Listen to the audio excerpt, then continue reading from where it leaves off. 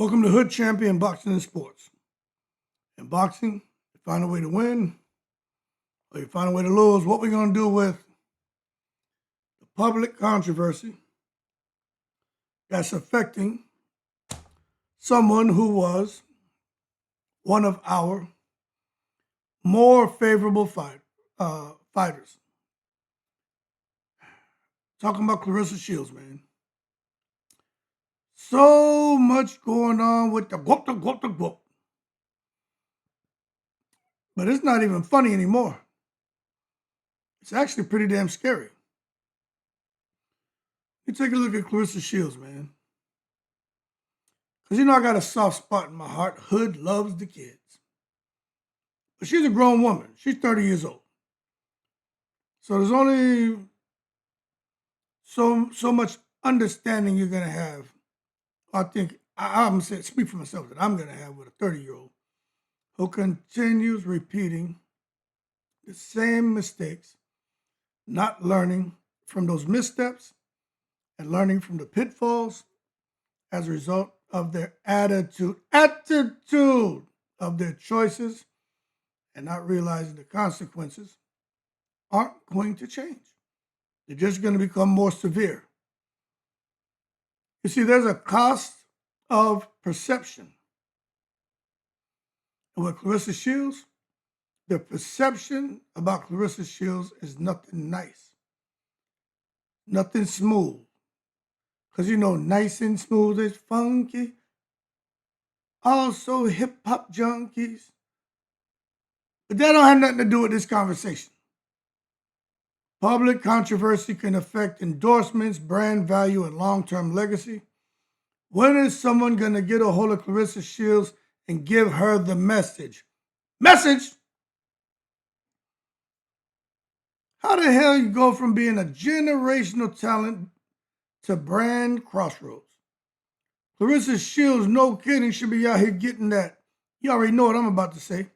Wu-Tang cream, cha-ching-ching, dollar bill, y'all. But she ain't getting that. One of the most accomplished fighters of the generation. Everybody wants to make jokes about it. I get it. I do my videos with my little humor and stuff like that. But people just gone to the point of just really, just tearing it down. But she's done that to so many people. She did it to Layla Ali. She's done it. She's done, like, the shit that's coming back on her is, she's created this. You plant shit, you grow stink. That's what she has. She's got a shit sandwich she's been forced to eat, and she's trying to digest it. But I can't help but come back and say, yo, she's one of the most accomplished fighters. On paper, she represents everything brands say they want. Whether you like her or not, she represents excellence, resilience, dominance, and a historic resume. From a purely athletic standpoint, Claressa Shields is the truth. She should be positioned as a long-term, high-value endorsement figure. Agree or disagree? The type who transitions smoothly from competition into legacy wealth.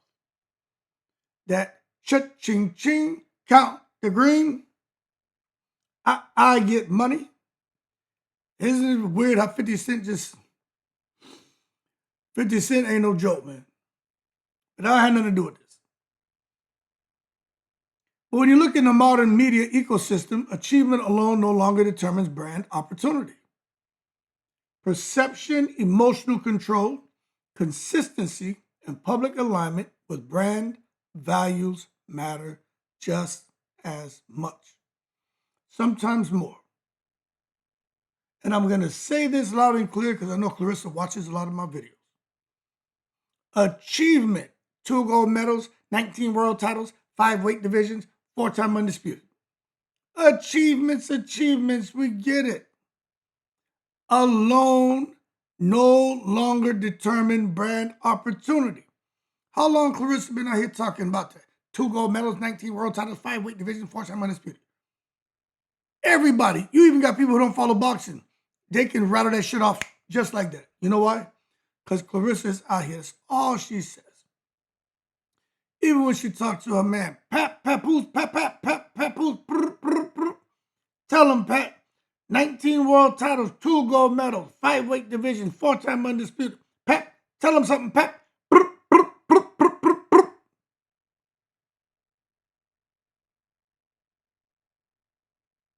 That's a conversation, man. But them achievements, man, it's cool. But that shit doesn't mean a goddamn thing when it comes to brand opportunity. You know what I'm saying? The current conversation around Claressa Shields exists not because of what she has done in the ring, but because of how the public perceives her behavior outside of it. Yo, I do 9 o'clock Central Standard Time lives called Ladies Night. The ladies come out and they speak. And we've been talking for a while. And every woman on there has wanted the best for Claressa Shields at a point in time. She has come out to many of them and has personally attacked them, coming into their DMs and saying shit to them. And then the others, some still kind of want the best for her, but they just feel like, I'm going to keep my distance from this chick. And they see her crumbling in real time. But I just think we need to try to understand this from a business and a psychological view. What's going on with Claressa Shields? Because I do think there's rock bottom is ahead, right? It's my opinion. If I'm wrong, I'm wrong. I hope I'm wrong. But I don't think I'm wrong. You see, when it comes to these brands, they have a way that they think. Corporations do not think emotionally. They think risk management first. From a behavioral economics perspective, endorsements are not rewards for greatness. If that was the case, shit, one of my favorite fighters, my homegirl, Hannah Gabriels, would be fighting right now. But, you know, they went out here, man, and ruined her name, ruined her reputation. So even though I believe there are a lot of promoters who want to work with her, they start thinking risk management first. And even Hannah told me, why would somebody want to work with me when they don't know what's going to happen with me, with fighting and testing? And that shit bothers me a lot when I think about Hannah Gabriels. But that's a good example of risk management first. And it's the same thing going on with Claressa Shields. They're not just out here trying to reward greatness. They are investments with reputational exposure. And the thing that I learned after doing some research, because I don't just come out here and run my mouth most of the time, I try to do some research so I can at least talk with a little bit of sense. Brands ask 3 things. Will this person enhance our image? When you think about Claressa, the GOAT, Shield, Pat, papoose, tell him, Pat. Will Claressa Shields enhance the image of any brand? I'm talking about Claressa Shields right now. If they attach her to their brand, what happens to the brand? Can we predict Claressa Shields' behavior? Do you think any brand is going to know if Claressa Shields is coming or going based on how she's been conducting herself? They're probably afraid of her. What will she do next? It's a matter of time before she bites somebody. And if she doesn't like what they say, what's she going to do to them? She's temperamental. She's going to fly off the goddamn handle. Risk management. That comes first. And then the other question they're going to ask is, what is the downside risk? Now, from a psychological standpoint, unpredictability is one of the largest deterrents for corporate partnerships. But when it comes to boxing in the ring, that's good for a fighter to be unpredictable because the person training to fight him, they really don't know where to start or where to end. And Claressa has been nothing but perfect inside the ring. That makes her unpredictable. You don't really know what she's going to do and what you need to do to get the victory because there's no blueprint. But from a psychological standpoint, unpredictability when it comes to these brands is one of the largest deterrents for corporate partnerships. They need to know what you're going to do. They need to know what we're getting. It's different from boxing. She needs to understand that. It's like when the guy called in the other night. Well, does she really have to turn it off? Does she have to turn it off? What the F? Does she have to turn it off? Yes, she does have to turn it off. She does. She's a fighter. We know it. When you're not fighting, you're not training, turn it off. Shut up. It's pretty goddamn simple to me. And if you didn't understand why I was saying it then, well, hopefully you understand now. Because from a psychological standpoint, unpredictability is one of the largest deterrents for corporate partnerships. They want to know what they're getting. Even if accusations are unproven or exaggerated, brands operate on optics, not courtroom standards. Optics. What they see, what they hear, awareness, optics. When you watch Claressa Shields, what do you get? It doesn't matter what is true. It's what's believed by consumers. When you look at Claressa Shields, what's believed by Claressa Shields is she's not a likable person. I mean, that word likable has been trending, hasn't it? Christy Martin came out and said, I'm really trying to like her, but she's just not a likable person. And many people share that same sentiment. You got to understand, people, the contamination effect in social psychology. There is a well-documented phenomenon known as contamination effect, where one negative image, incident, or narrative attaches to a person, it begins to color everything associated with them, even unrelated achievements. Contamination effect. That has happened to Claressa Shields. From a scientific perspective, the human brain uses heuristics or mental shortcuts. Once someone is labeled as problematic, Claressa Shields has been labeled as problematic. Future information about her is filtered through that same lens. Positive accomplishments receive less attention. Negative moments receive more amplification. Who are we talking about on this video? And does that shoe fit? If so, wear it. She's wearing it. She doesn't matter if she want to take it off, she can't take it off. We put it on her, we cinched it down, Velcro strapped it, fucking duct taped it. It ain't coming off. You gotta wear the goddamn shoe. Because you created this bullshit. The contamination effect. Positive accomplishments. 2 gold medals, 19 world titles, 5 weight divisions, 4-time undisputed. Positive. But everything is negative. Because all those great things receive less attention and the negative moments receive more amplification. He had to kick them people up out of that goddamn Christmas giveaway. Nobody talking about them gold medals, huh? Now, some people don't agree with this, but it doesn't mean the person is irredeemable, but it does mean the cost of every mistake increases exponentially. I've been saying it. I'm going to keep saying it. I know what I'm talking about. You see, the charity events, moral expectation, and public reaction. Charity spaces operate under a unique psychological contract. When a public figure is associated with children,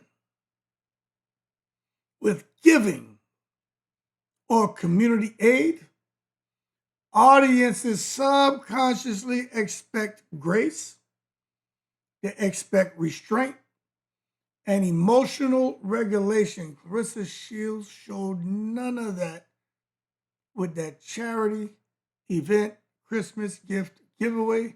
She didn't do that. Charity spaces operate under a unique psychological contract. Audiences subconsciously expect grace, restraint, emotional regulation. Claressa Shields showed none of that.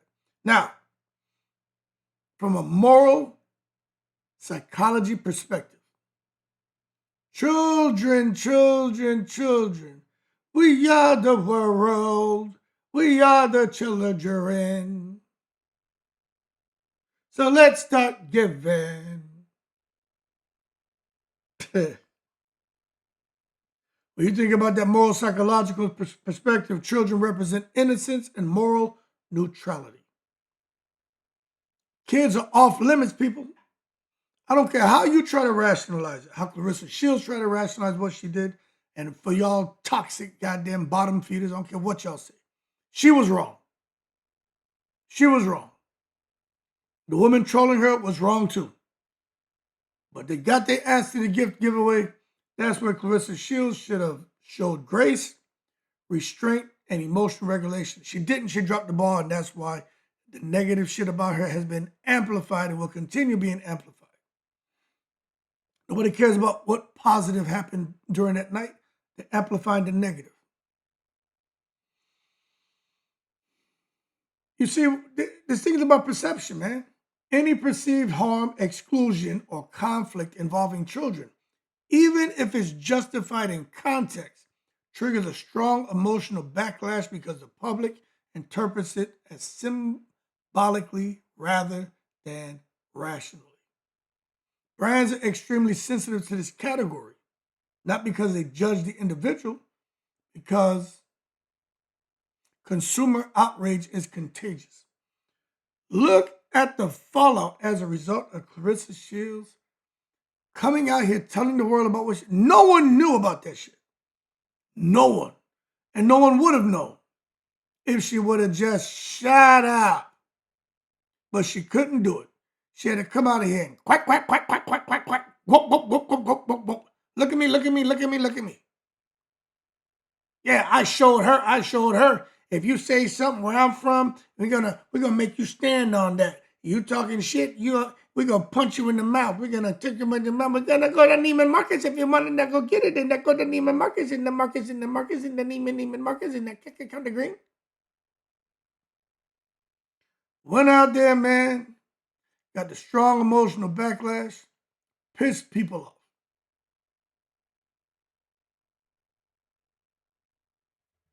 So what Claressa Shields gonna do, people? I'm asking you all. Right now, I'm kicking knowledge. I ain't talking on my ass. Kicking knowledge. I'm giving y'all factual shit. I want to hear from y'all. So that's one thing, right? How about the online confrontational? Online being confrontational with everybody. Everybody. And then they got this shit, man, the digital footprint psychology. There's so much shit out here, man. But from a behavioral science standpoint, because Claressa Shields is interesting. Her behavior, it's like a really good case study, man. Not even trying to be funny, like she's interesting to me. But from a behavioral science standpoint, social media conflict creates a permanent, searchable behavioral record. Remember I was talking about that. She'll be 60 years old, 65. Anybody, she can't escape the shit she's doing right now. It's always going to be out there. All these videos people are doing, all this shit people are tweeting, it's always going to be out there. She'll be 65 years old, far removed from all this bullshit, and she won't be able to escape any of this stuff she's doing at 30. She's going to be kind of like a Mike Tyson where he's going to do an interview and people be asking about shit before when he was like in his 20s. And he'd be like, that was 30 years ago. That was, 25, 35 years ago. What do you want me to do? I was young then. I was stupid. I made mistakes. Why? You guys keep talking about this. I'm getting agitated now. And you can see Mike Tyson trying to just control the impulses to just react. You know what I'm saying? And I bet you Claressa Shields is going to be in the same position. People are talking about stuff she did, like she's doing now. She'll be 60 years old, 30 years down the road. And she'll be like, why are y'all talking about this? But she's not thinking about that. I don't believe anyone around her is talking to her about these things. And if they are and she's not listening, that's her fault. So she shut up and listen. Because that shit searchable behavioral record. That sounds frightening to me. Emotional responses that might once have disappeared now become identity markers. That's not good, man. Even I got to be careful. We all had to be careful on social media. Emotional responses that might once have disappeared now become identity markers. Repeated confrontational language, public arguments, or aggressive phrasing can signal several things: emotional impulsivity, difficulty with stress regulation, low threshold for provocation. You see, brands do not interpret these moments as isolated incidents. They interpret them as patterns. Whether fair or not, they interpret them as patterns. This isn't unique to Claressa Shields. It is a known phenomenon that has affected athletes, entertainers, and executives alike. However, Claressa Shields is at the forefront and has become the poster child of confrontation online, and is someone whose emotional responses will not go anywhere. They've done nothing but become identity markers, and they will be there 30 years down the road. But you know what's really concerning here? We know Claressa Shields a little bit Sesame Street. But is anyone out here talking about them family members? Charlita Savage and her younger sister, the no teeth?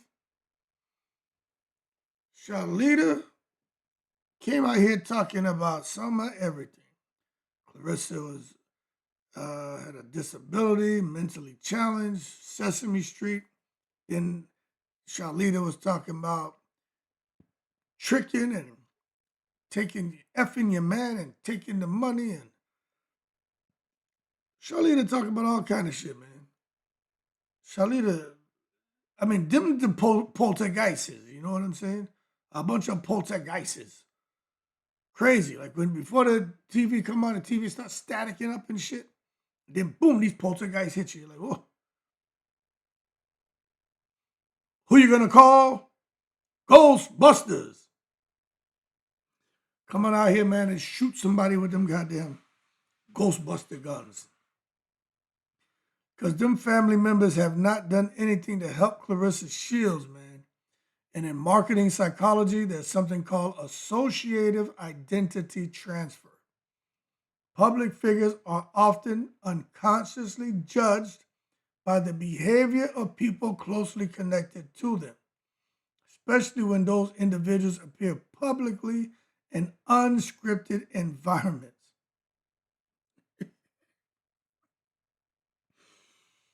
And I'm going to tell you, I watched the Charlita Savage interview. That was not scripted. That was raw and uncut. No Vaseline. I'm glad y'all mother effers set it off. Used to be hard, now you done went soft. First you was down with the AK. And now I see you in a video with Tasha K looking like straight bozos. Saw it coming. That's why I went solo. No Vaseline. The bigger the cap, the bigger the pillin'. Let me tell you something, man. This is not moral judgment. It is pattern recognition. Audiences begin to form narratives about the environment. Somebody stepped on some roaches. Well, there's some roaches in somebody's house. Better get that goddamn raid, boy. Call Orkin. Spray the crib. But audiences begin to judge and form narratives about environment, support system, stability, influence. And I'm telling you right now, brands fear uncontrolled proximity. Not because they are heartless, but because they can't manage it. Could you imagine Claressa Shields somehow stumbles across a goddamn Nike deal, right? And they want to have the Claressa Shields sneaker Claressa Shields tracksuit, Claressa Shields headbands, Claressa Shields boxing equipment, all this stuff going on. And somehow Claressa Shields, because she don't know how to shut up, she's talking too much and the word gets out to Charlita Savage that Clarissa's going to be here at this location and she's going to be up there doing some deal. Now remember, Clarissa's supposed to owe Charlita $5,000. And Clarissa's in there and they're like, all right, Claressa, these are the things we want to do. And yeah, $25 million. It'd be a 5-year deal, $25 million, $5 million a year. This is what we're going to want to do. And Claressa is right there. And, oh, yes, sir, this sounds good. Oh, thank you, Jesus. Thank you, Jesus. Pat, Papoose, Pat. We did it, Pat. Now we can count the green. We did it, Pat, Papoose. Come on over here, boy. You know how many of those pumpkin spice lattes I can get you? Hood champion to do nothing but make fun of it. Look at us now. Ma'am, please. And then Charlita Savage enters the fucking building. Where's Claressa? Where's Claressa? She owes me $5,000. She ain't gonna sign no damn Nike deal in here unless I get my $5,000. Where's Claressa? Who's that? Oh, he looks cute. Come over here. Yep, Yeah, I'll fuck you and take your money. I'm tricking in here. Oh, Claressa, what's going on? All these white men's in here. All these white men's in here. They're gonna be like, what is that poltergeist? She go,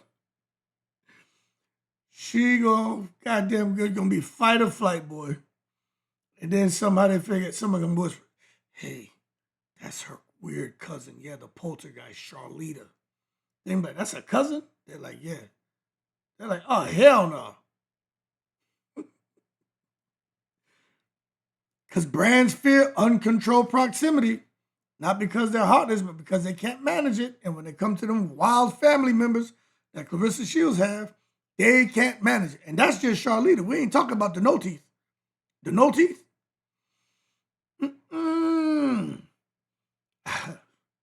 I don't know which one is worse. And remember, I saw Charlita's interview with Tasha K. I don't think I watched the last 5 minutes because I just couldn't take no more.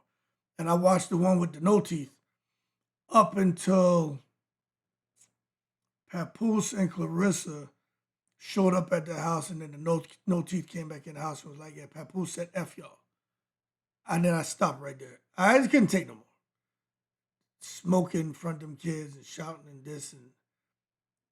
But the bottom line is, you got to understand that marketing psychology. Associative identity transfer. Claressa is being unconsciously judged by the behavior of people closely connected to her. And her sister and cousin have not helped her at all. You know who's the only one helping Claressa in this instance? And I get it. I know, ladies, what you're going to say. Papoose is married and Papoose. I get it. I hear y'all. It's a fact. He is married. She is parading around with a married man. That's a fact. Doesn't matter. Look, this shit about him and Mary separated. True, they're separated. But he's still married. And she is out here with him. My man. I get it. But Papoose seems to be the only thing she has going that looks kind of good. He's trying to think about what he says. He doesn't want nothing negative on him. He doesn't like when she comes out here talking about how he'll do this, he'll fight, he has heavy hands, he'll do this, he'll do that. He don't want that on him. He don't want nothing to do with it. Papoose trying to get money. Whether you think he's trying to get her money or he's trying to just be business savvy and get dope, whatever. He's not trying to lose money. And I know he knows with this woman here, there's a bunch of money just waiting for us to get our hands on.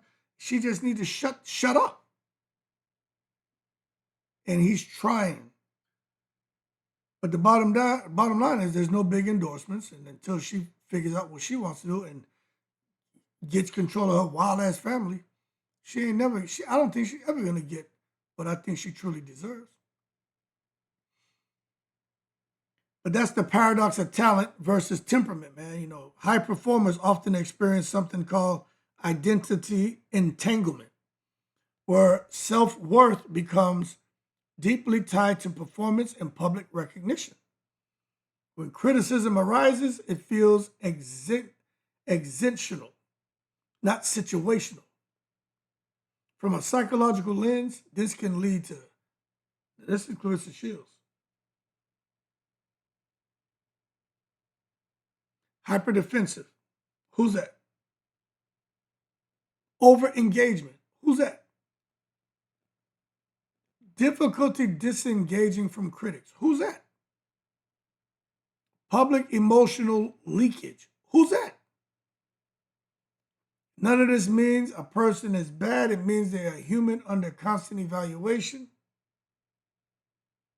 But for Claressa Shields, the perception is she is bad for the company. Because if you look, every day we're evaluating Claressa Shields because she gives us something new to evaluate, and it's never good. Even got fans out here right now, projecting financial fear. They saw how Claressa Shields went out there spending money on a bunch of shit that even I felt was dumb. You just go out there, throw a wig on, a little piece of clothes and fur and weird looking boots and shit.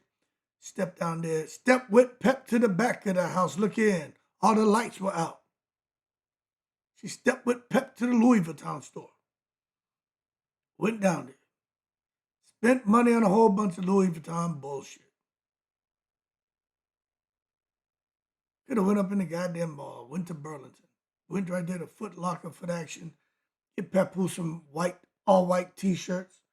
So he liked rocking that shit. He liked to dress a little hip-hop-ish. Some little 5 white tees for $20. Get him some little jeans, little whatever boots, whatever he liked to wear. A couple more New York hats and shit. Papoose would have been cool. Some cologne, get him some nice cologne. He chilling. You go and do all that for less than $500. You go out there and spend a bunch of money on bullshit at Louis Vuitton. That shit don't mean anything. You got a Louis Vuitton scarf.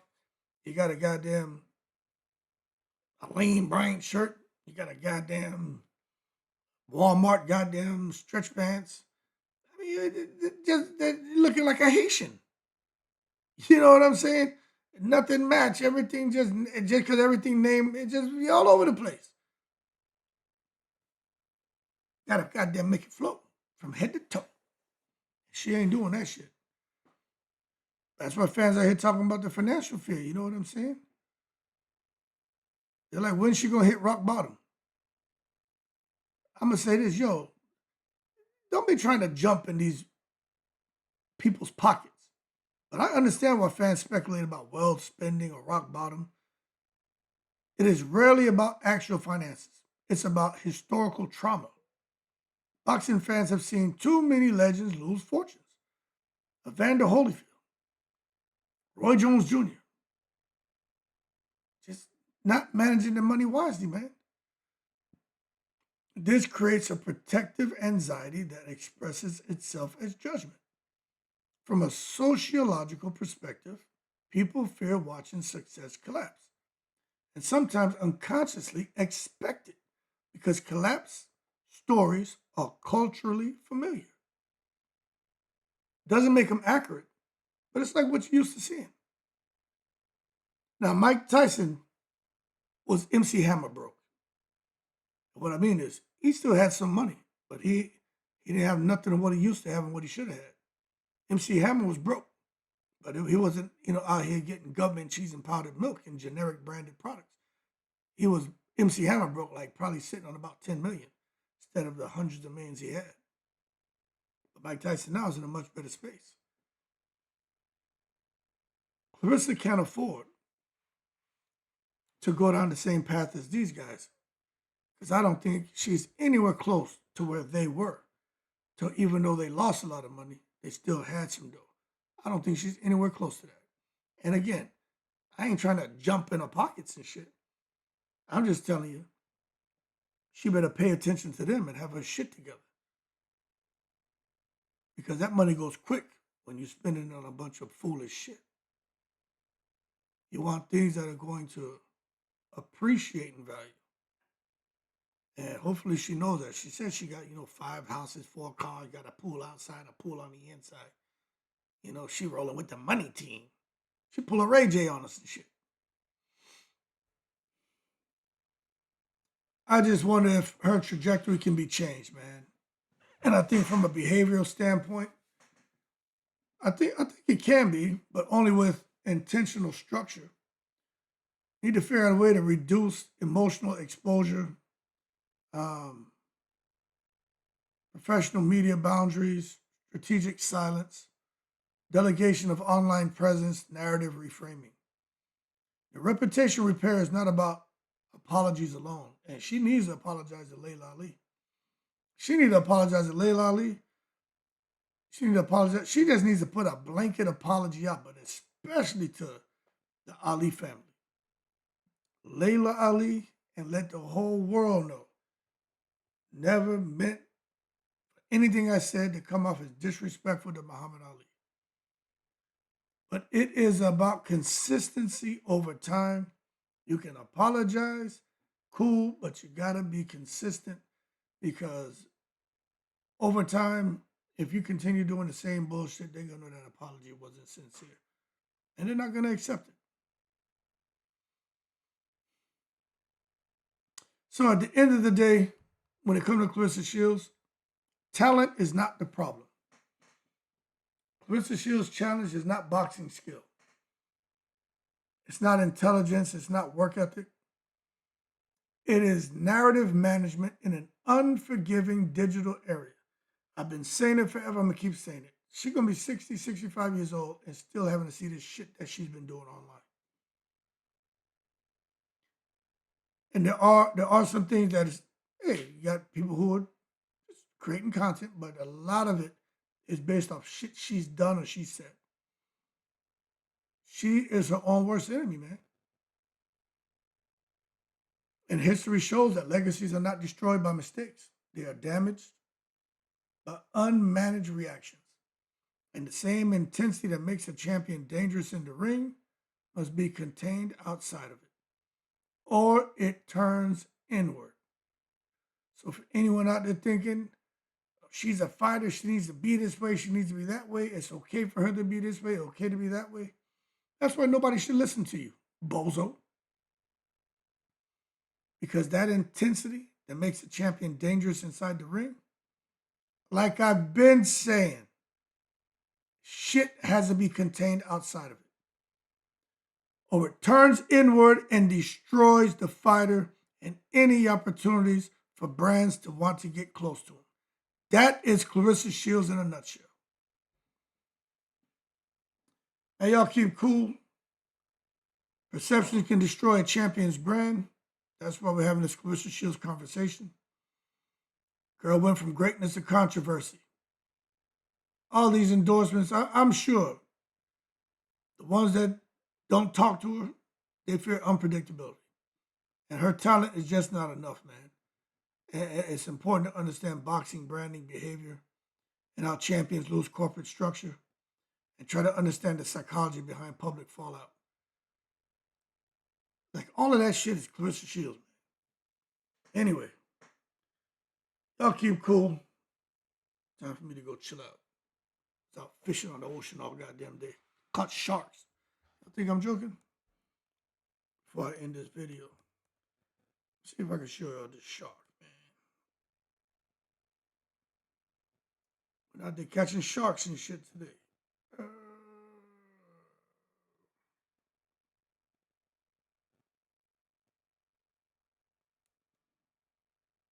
See that shark?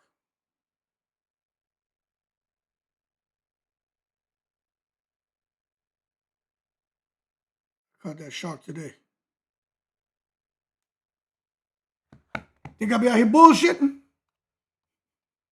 I don't lie, man. All right. Y'all keep cool. We may go back out there Sunday and catch some more sharks. But right now, it's time to go catch some Z's because my ass is tired. Y'all keep safe. I'll be on tomorrow, regularly scheduled. Oh, shit, Amanda Serrano's fighting tomorrow. I may be live for that. Just chill out and go live. Anyway, everyone keep cool, keep safe. In the breeze.